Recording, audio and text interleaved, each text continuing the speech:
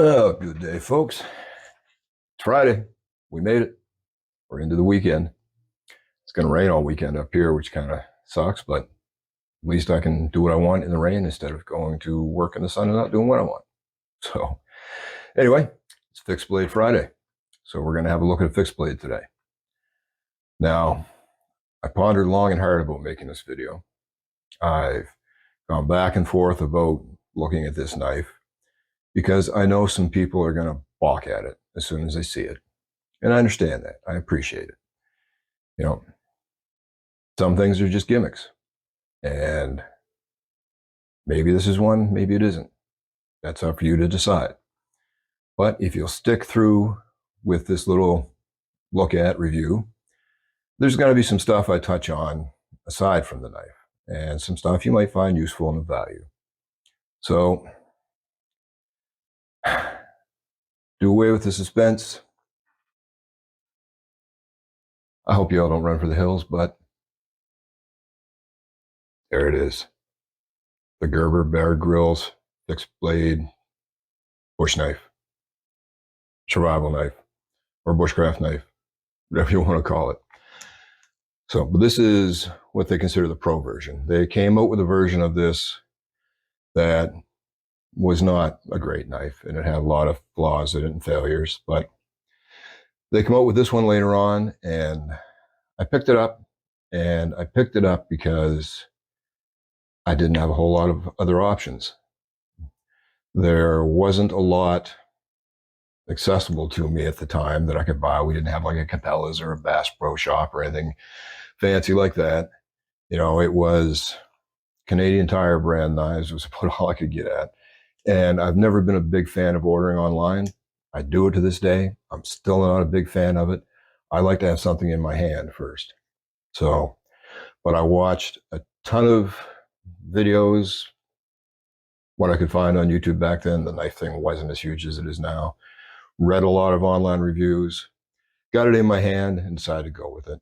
And, you know, it didn't turn out that bad. I had to do some tweaks on it, but I've gotten a lot of use over this knife. I've probably had it for 8 years. I carried it a lot before I started picking up better knives. So if you'll bear with me, we'll flip the camera around and we'll take a little closer look. Maybe you'll get some surprises. Okay. So the first thing you'll probably notice is there's a bunch of stuff on there that did not come with the knife. Now, just to give you a quick rundown, it's referred to as the Gerber Beargrylls Ultimate Pro knife. It's a full tang, which we'll look at in a minute. It is composed of 9 CR19 MOV steel, which comes in with a Rockwell well hardness of around 58 to 60. It's basically a high-end Chinese stainless steel. So I'm going to assume, I don't have the packaging anymore, but I'm going to guess this was made in China. But it's equivalent to a 440C, 440B stainless steel. It's going to have good edge retention, very good corrosion resistance, good wear resistance. And with the 58 to 60 Rockwell hardness, it's going to have good edge retention, but on the flip side, it's going to be somewhat harder to sharpen. The overall knife length is 10 inches. The blade comes in at 4.8 inches. It's fairly stout. It's 4 millimeters thick and weighs a fairly hefty 13.7 ounces or 388 grams. Now, just the whole package itself, that's a heavy carry on your hip. There's just no way around it. It's not light. It has a Zytel and nylon sheath. You can see you get some screws here. You can disassemble most of it. It's got right here a pull-through sharpener, which I don't use. I'm not a fan of pull-through sharpeners. It was explained to me once that a blade edge, no matter how fine you make it, is going to have a degree of teeth to it, like a saw blade. And depending on the type of cutting task you're doing, that's going to be advantageous. When you use a pull through, you don't get that because you're drawing the blade through the sharpener this way. So all of your work on the edge is going to be angled along with the edge, so parallel to the edge. Whereas where you draw a blade across a stone or a diamond plate, you are going perpendicular, or at least partially perpendicular, to the blade edge. So that's what's going to give you that teeth. So in a pinch, in an emergency, if you're back in the woods, you don't have a stone with you, yeah, it's going to improve your edge if you really dull it, but it's not the best option. Comes with a fire steel. It has a belt loop here. Now that was something I wasn't a fan of. Being a heavy knife and being fixed like with little motion on your hip, I found just to sit down with it, I mean, the knife was just jamming into whatever I sat on and driving my pants up into my ribs. So I took some paracord and I braided a little loop here. And then I'll typically take a carabiner, put it through there, and then hang that from my belt or from a belt loop. And that way the knife can move freely so that when I sit down, I can just tuck it back behind me like this. Comes with a little emergency whistle, which is never a bad thing to have in the woods.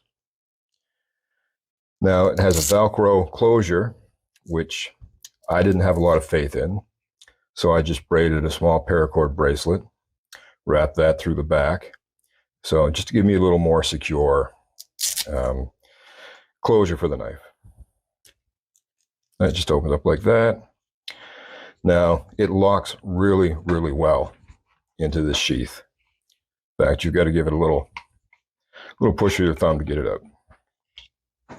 So there's the blade itself.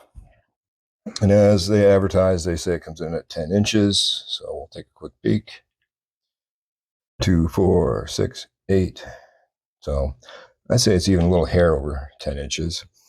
And a 4.8-inch blade. You look right about there. Then yeah, I'd say it's right about 4.8 inches. It's a slight hollow ground.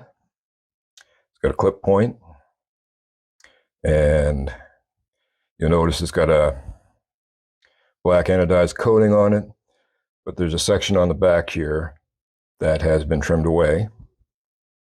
You can see it's actually cut through the anodizing to get down to the metal, because for your fire steel, you need to have contact with the bare metal for that.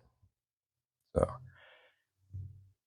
you have, looks like torque screws, and I'm not sure, those might be anywhere between a T10 and a T15. I'm not sure, but it is a full tang. You have some jimping here, and you have a hammer butt plate that is actually part of the tang. And you got a little lanyard hole if you want to throw a lanyard on it. You've got very healthy finger choil here. That allows you some good purchase if you want to choke up for any work. And you've got the slight jimping here in the back. The handle material, I'm not sure. It's like a rubberized plastic. So it is a very grippy handle. So if your hands were moistened with water or other things, it's going to enhance your grip. The handle length is for about 6 1/3 inches. So that's going to fit a big mitt. I've got average size hands. That leaves me a lot of room in the back, but that's good too if you want to use the butt plate like a hammer to maybe hammer in a tent stake or something like that. So, that's the particulars on it. Now, I did carry this knife in the woods for a few years until I was able to upgrade to something better. And you know what? It didn't fail me. I put it through some hard use. I used the hammer, and it held a good edge. It has a very sharp edge. I probably gave myself the worst cut I ever gave myself with this knife.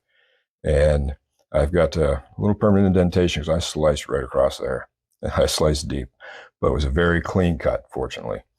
And that's one of the things when they say a dull knife is more dangerous. Yeah, with a sharp knife, you might cut yourself more readily, but it's a clean cut, and a clean cut heals much better than a jagged cut.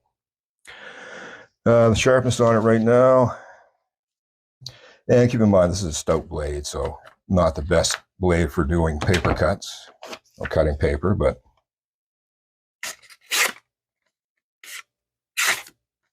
it's still a pretty sharp knife. I suck at these paper cutting.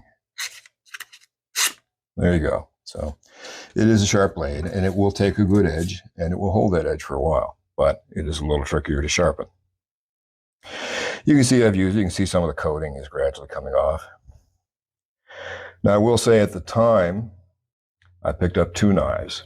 One was this, and one was the Camillus Les Stroud knife. Now, he's a Canadian survival guy, and I think, personally, if you go back and watch any of his shows, his episodes from his TV show, he was a much more convincing guy than Bear Grylls. Not saying Bear Grylls didn't know some stuff, but Les gave a much more practical, better presentation. He wasn't diving off of cliffs or anything. So now, before I get lost in that tangent, the point I was trying to make was that the Bear Grylls knife was a better knife than the Camillus knife. The first time I used the Camillus knife, the coating started to flake off, chip away, and the blade edge wasn't very good. So anyway, back to my tangent. But it is a heavy knife. And I like a stout knife, but it's heavy enough that with prolonged use, you can tire with it. As I mentioned, it comes with a ferro rod. Now, that can be a little tricky to get out of there because it has a little tab in here. But a hard rod to pull from the sheath is better than one that comes with easy because you're less likely to lose this.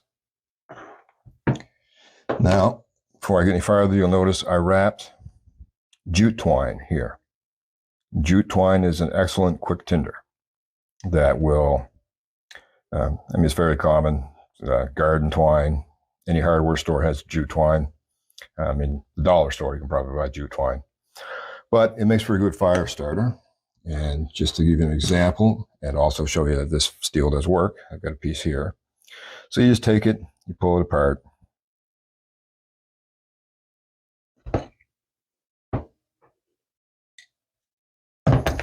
And just pull the threads apart, like so. And you kind of want to fluff it up. Just make it like a rat's nest. You're basically trying to create surface area. You get a nice little ball like that, so I don't burn my mat. And as I said, you have the cleared out area here on the coating. And that's what you need to use with your fire steel.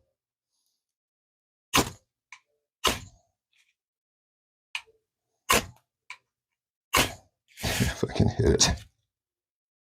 I would do this in one take if I wasn't on video. There you go.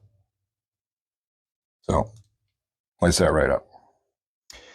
Does it throw a monster spark? No, but it certainly throws a sufficient spark, as good as any small fire steel. It's not going to compare to a big one like this. But, and as I said before, when you're using a fire steel, never go blade down the steel, because you can accidentally slip and knock your tinder bundle all to pieces. Always pull steel away from blade. And that way you can get right up close to whatever you want to light and just pull away. There. Away from that tangent. So, overall, is it the greatest survival knife in the world or the greatest bush knife in the world? No, of course not. But it does have some good properties to it. I do love to have a hammer on the butt plate. And it's fairly essential that that be actually incorporated as part of the tang.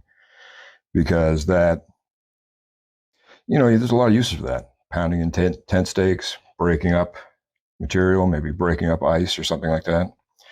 There's a lot of uses you can put to that. But there we have it. the Bear Grylls Gerber Ultimate Pro Bushcraft Survival Knife, whatever you want to call it. You know what? For all the bad you can say about it, it's still a pretty good knife. It's a good starter knife, good introduction knife. I think at the time, I probably paid in the neighborhood of $120 for it. I think I got it at Canadian Tire. So not a budget knife by any stretch. I would imagine they're probably cheaper now.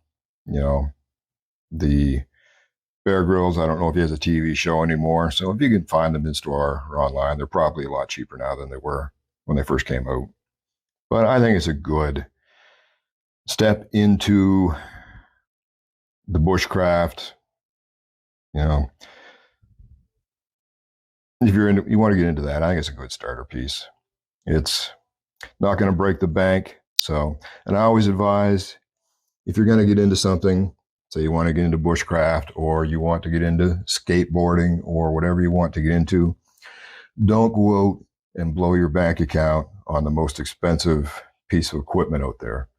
Get a decent budget or slightly above budget, whatever, and find out if you're actually going to like it. You know, don't go super cheap, because if you went out and bought a really super cheap, crappy knife, that's going to affect your experience and it's going to make it harder to develop your skills. And therefore, you may lose your taste for it when really it's something you might have enjoyed if you just had a better piece of equipment. But I don't go out and advise buying a $600 bushcraft knife if you don't know if you're going to like bushcrafting or not. You know, don't go out and buy the most expensive skateboard in the world, because you may not like skateboarding. Just get one that's good enough to do the job until you find out whether you like it. And then if you do, upgrade. So anyhow, folks, that's my little look at the Bear Grylls Gerber Ultimate Pro Knife. So I hope some of you stuck it out and didn't run for the hills. I did want to add, I have hard used this knife. I batoned with this knife. I have done all of the typical bushcraft with this knife. I mean, it will, you know, you can feather stick with this knife. It's got good control for that, good purchase. And one thing I have used this knife for is to harvest chaga. If you don't know what chaga is a fungus that grows primarily on birch trees.